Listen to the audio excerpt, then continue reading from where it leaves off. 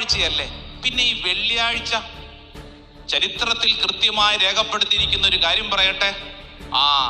അതായത് വർഷങ്ങൾക്ക് മുമ്പ് 1231 ജൂൺ മാസം 13-ാം തീയതി അന്നൊരു വെള്ളിയാഴ്ചയായിരുന്നു.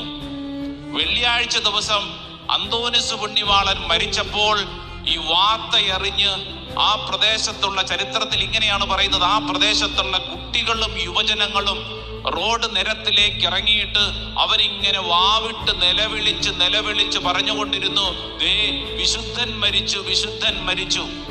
പ്രിയപ്പെട്ടവരെ, പാതുവായിലേക്ക് അധികാരികൾക്ക് പോലും കടന്നു ചെല്ലാൻ പറ്റാത്ത വണ്ണം അത്രമാത്രം ജനബാഹുല്യം.